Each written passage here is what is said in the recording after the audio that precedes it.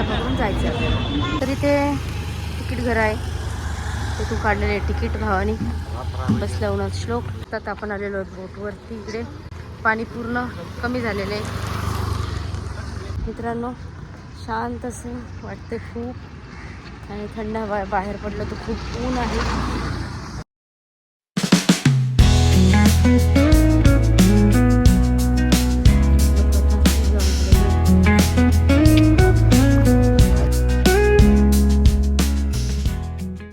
आज कमी गर्दी आहे, आज गर्दी नाही. पाऊस पूर्ण बोट खालीच आहे.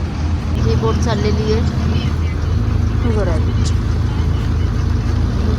आज आमची बोट नाही झाली चालू.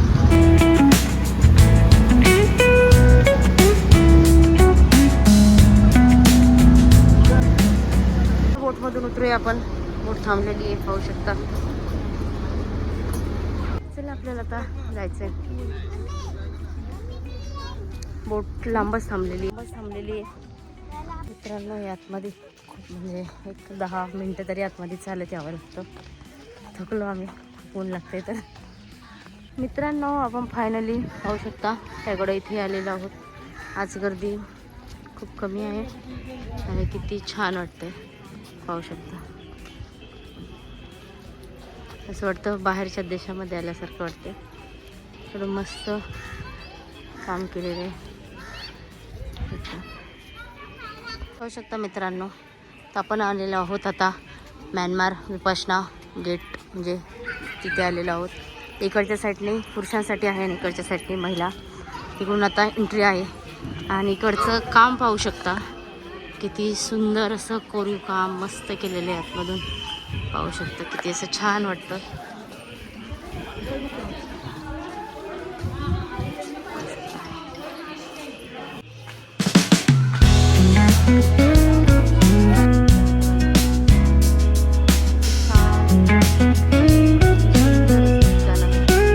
पाहू शकता इथे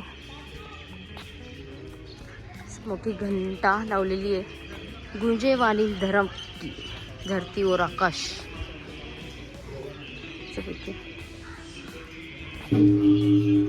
श्लोक वाजवतोय.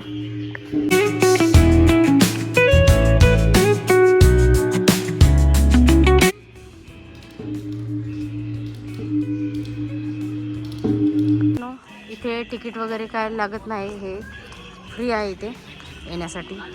फक्त बोटचेच 100 रुपये घेतात ही लोक तिथून येण्यासाठी.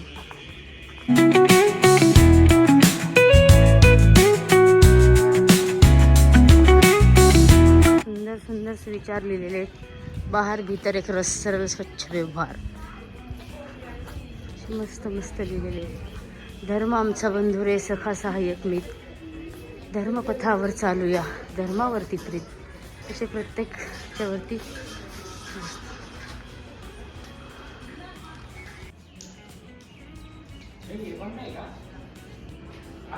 पुढच्या साईडला छोटं बनवलेलं आहे. शांत वाटते ना बस.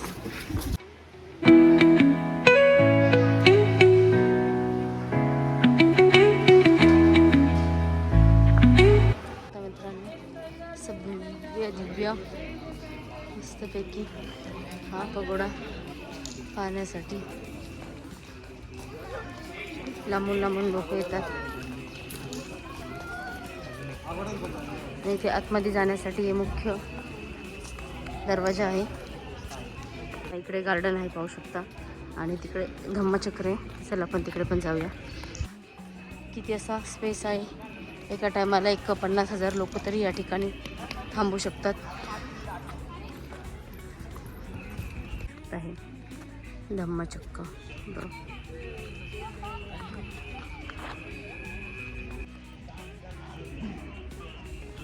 पाहू शकता मित्रांनो किती सुंदर असं पॅगोडा आहे आणि वरती कलरिंगचं काम चाललेलं आहे पाहू शकता. किती वरती चढलेले आहेत ते लोक.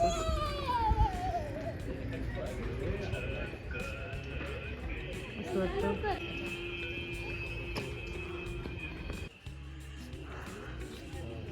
मित्रांनो हे इथे श्री सत्यनारायण गोयंका एवं श्रीमती इलायची देवी गोयंका यांच्याविषयी माहिती लिहिलेली इथे पाहू शकता. गार्डन आहे पाहू शकता. तर मित्रांनो हा एक मोठा असा भव्य दिव्य दरवाजा आहे, सगळ्यात मोठा, म्हणजे खूपच मोठा आहे पाहू शकता. आणि ह्या दरवाजावर सगळं बुद्धांच्या मूर्ती म्हणजे पूर्वी काम केलेले छान. आणि दरवाजाला व्हील बसवले आहेत म्हणजे सरकवता येतील असं पाहू शकता. खूप मोठा आणि काम पण पाहू शकता. एक मोठा अशोक स्तंभ आहे. आणि इकडं सयाजी उबाखिन यांची इकडं प्रतिमा आहे. सयाजी उबाखिन यांच्याविषयी माहिती दिलेली आहे. सयाजीने प्रथम गृहस्थ आचार्य सयात तैथिक से विपश्यना सीखी, जो सुप्रसिद्ध भिक्षु लेडी सौड़ा के शिष्य थे. आदरणीय अरहंत भिक्षु वैभव सौड़ा द्वारा सयाजी को विपश्यना सिखाने के लिए आशीर्वाद एवं प्रेरणा मिली है. पाहू शकता.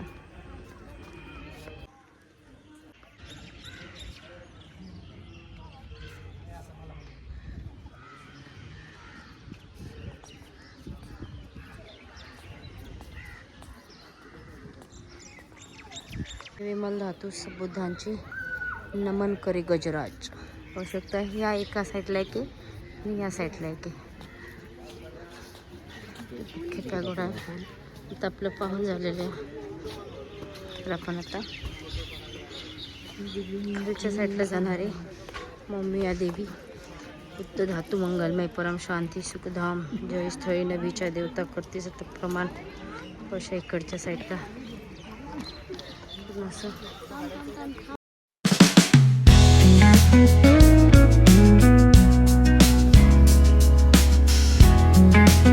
इथे जाऊया मित्रांनो आतमध्ये, काय आतमध्ये पाहूया.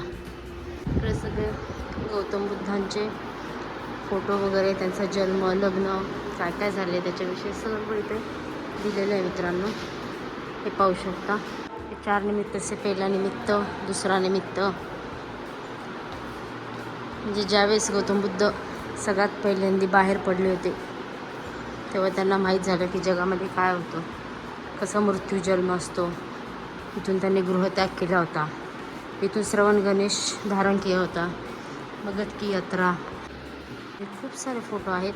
तर एवढे काय फोटो मी व्हिडिओमध्ये दाखवू शकत नाही आहे.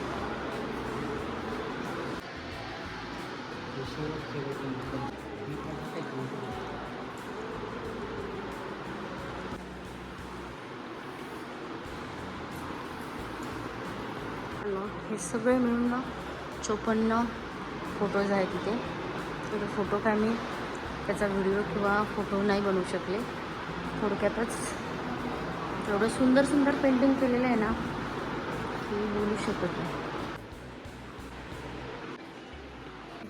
शॉप आहे इथे गौतम बुद्धाचे पुस्तक, मूर्ती वगैरे आहे. ते पाहू शकता मूर्ती वगैरे. ते आतमध्ये जायचं आहे. विपश्यना मानव जीवन के प्रारंभ से ही विश्व भर में कई स्मारकों का निर्माण हुआ है. यही है जिससे प्रेरित होकर इन स्मारकों का निर्माण अद्भुत. उन्होंने उत्तर का दूर से सबको पीछे छोड़ दिया.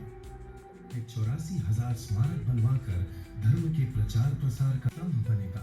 एक ऐसा प्रकाश स्तंभ में इस धर्म को विशुद्ध रूप और पर्यटन केंद्र चारों ओर एक ऐसा पठार है. बड़ा महत्वाकांक्षी निर्माणों में से अजूबा है. गोयनका जी ने हमेशा की तरह सरल पर हृदय. तर स्कूलची पिकनिक पण आलेली पाहू शकता. शाळेची पिकनिक या इकडच्या साईडला कॅन्टीन आहे जेवणासाठी पाहू शकता. आणि इकडं असं भव्य दिव्य महामानव गौतम बुद्ध यांची प्रतिमा आहे.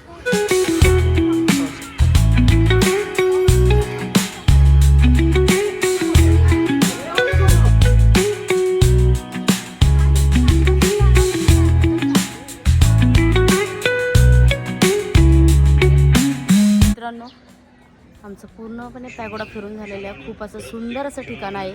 पाहू शकता तुम्ही माझ्या पाठीमागे. पाहून असं वाटतं की आपण बाहेरच्या देशामध्ये आलेलो आहे, पण हे बाहेरच्या देशात नसून आपल्या इथे महाराष्ट्रामध्येच आहे. तर त्याची काय सगळी माहिती मी सांगेल तुम्हाला. तर मित्रांनो, आपला हा ब्लॉग तुम्हाला कसा वाटला हे तुम्ही नक्की कमेंट करून सांगताना अशी अपेक्षा तर आहेच. आणि दुसरी गोष्ट मित्रांनो, तुम्हाला या ठिकाणी व्हिजिट नक्की करा अशी मी आवर्जून विनंती करेन, कारण की या ठिकाणी म्हणजे खूप छान असं प्लेस आहे, खूप प्रसन्न असं वातावरण आहे. आणि याची बाकीची माहिती जी काही आम्हाला व्हिडिओच्या माध्यमातून देता आली तेवढी आम्ही दिलेली आहे, जी नाही आलेली ती आम्ही डिस्क्रिप्शनमध्ये देतो, ॲड्रेस देतो, सर्व काही देतो. आणि आपला हा ब्लॉगला तुम्ही जेवढा सपोर्ट करता येईल तेवढा नक्की करा. चला, माझा ब्लॉग मी छोटासा इथेच स्टॉप करते. भेटूया पुन्हा नवीन ब्लॉगमध्ये. Tata, bye bye.